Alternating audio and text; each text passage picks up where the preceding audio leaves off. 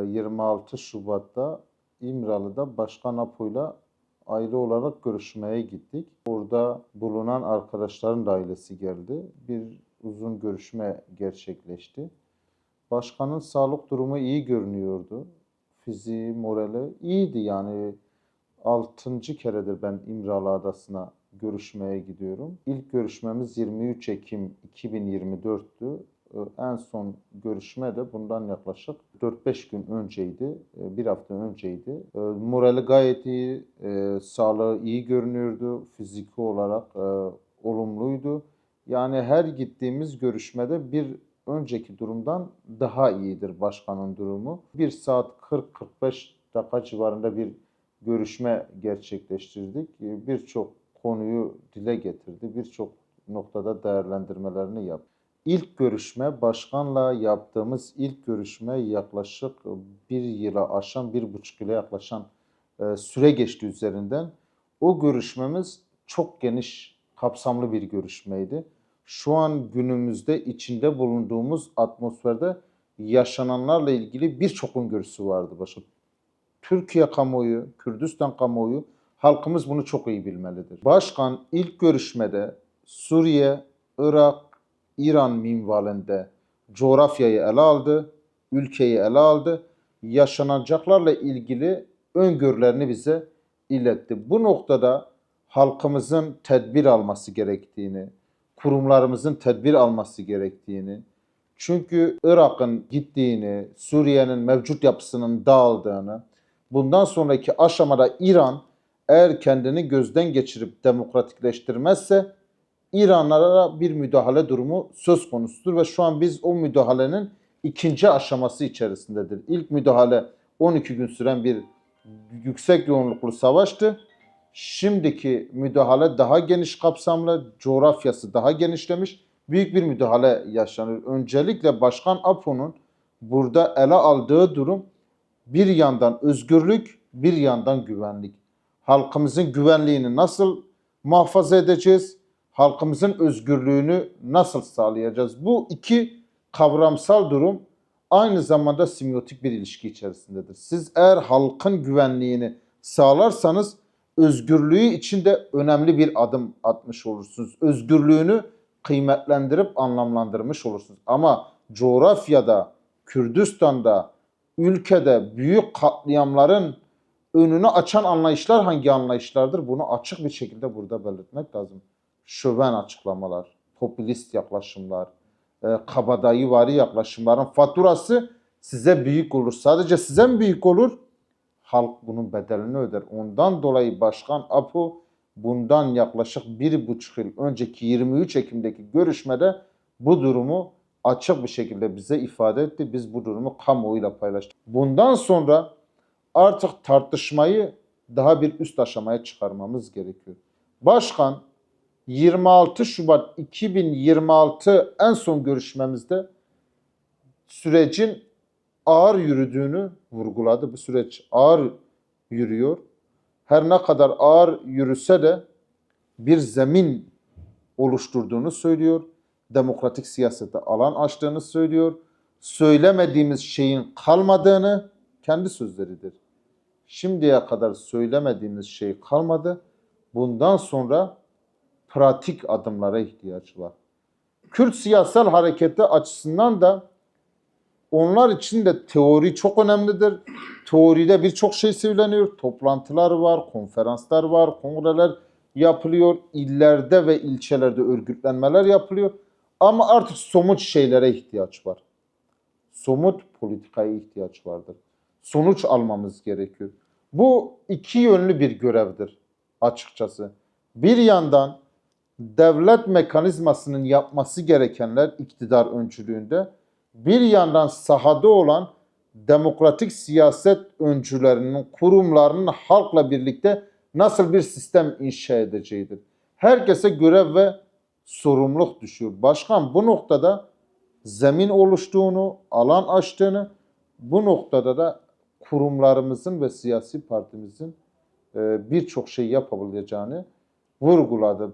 Yerel yönetimler meselesi önemli meseledir. Başkan bu son görüşmede de mektubun, gelen mesajın okunmadan önceki günde gittiğimiz görüşmelerde yerel yönetimlere büyük vurgu yaptı.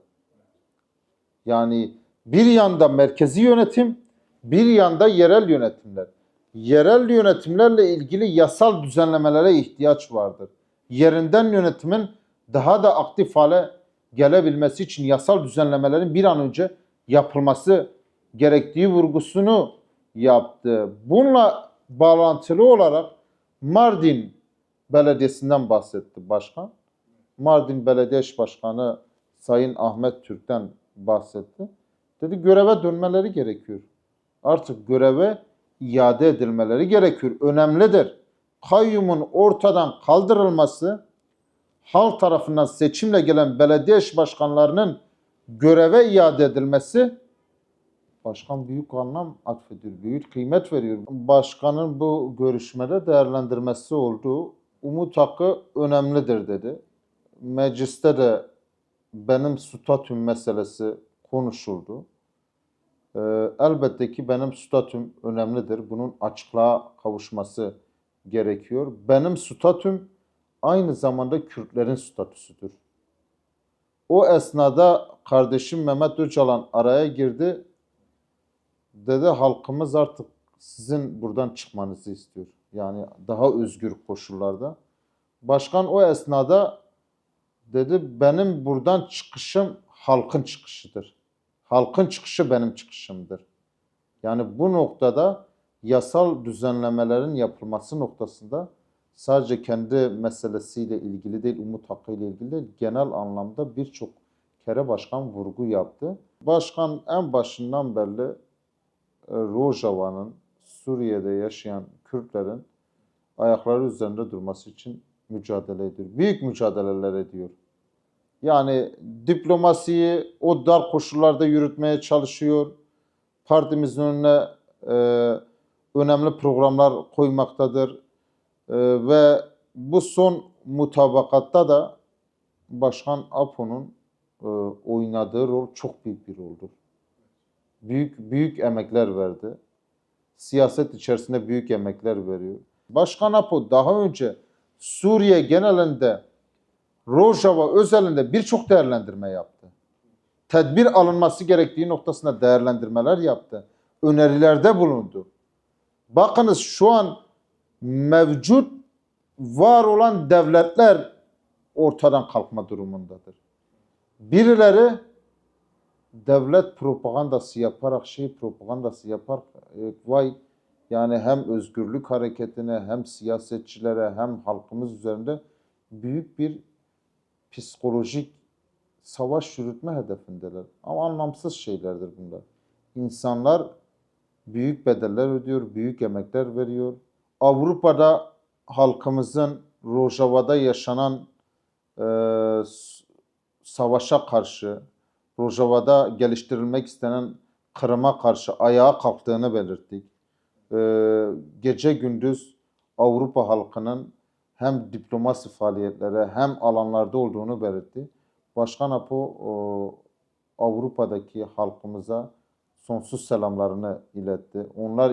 Onlarla ilgili de çalışmaların olduğunu, yasal düzenlemelerin yapılmasını beklediğini ve bunun için emek verdiğini belirtti. Avrupa'daki halka özellikle selamlarımı iletirsin dedi. Onun dışında biz Avrupa'ya gittiğimizde İç Anadolu ve Anadolu Kürtlerinden bahsettik. Selamlarını ilettik Başkan Apo'ya. Başkan Apo bu çözüm sürecinin onların varlığı için önemli olduğunu, onlar şimdiye kadar varlığını korudular. Sadece İç Anadolu'yla da sınırlanmayalım. Anadolu'nun tamamında Osmanlı döneminde hatta daha öncesinde göçmüş, oraya yerleşmiş, kendi varlığını, kendi kimliğini korumuş tüm halkımıza selamlarımızı iletirsiniz. Artık yeni dönemin aracı siyasettir, demokratik siyasettir, hukuktur. Onlar da gelip DEM Partisi bünyesinde siyasi faaliyetlere katılması gerekiyor. Siyasi çalışmalarda yer alması gerekiyor. Bu önemliydi. Dille ilgili bunun için de çalışıyoruz dedi. Kürt dili önemlidir dedi. Kürtçe önemlidir dedi. Lakin zihin parçalanmışsa dil de parçalanmıştır. Sizin siyasi gücünüz yoksa kültürel gücünüz de olmaz. Sizin örgütlü gücünüz yoksa dili de ayaklar üzerinde tutamazsınız. Bizim önce zihinsel ve siyasal gücü daha aktif, daha reaksiyonel, daha güçlü hale getirmeliyiz ki kültürel anlamda, kimliksel anlamda o kendi değerlerimizi koruyabilmeliyiz, dilimize sahip çıkabilmeliyiz, Kürtçeyi daha aktif hale getirmeliyiz. Hatta orada Kürtçe'de konuşunca dedi, bakınız dedi ben buradayım dedi. 30 yıldır buradayız, 27 yıldır buradayız. 30 yıldır kimseyle doğru dürüst konuşmuyorum. Benim Kürtçem sizin Kürtçenizden iyidir dedi. Yani bunu da söyleri tüm halkımıza selamlarını iletti. Rojava sürecinde ayağa kalkan, mücadele eden tüm halkımıza özel selamlarını iletti. Özellikle Avrupa'da büyük mücadele yürüten, günlerce sokakta olan halkımıza da selamlarını iletti.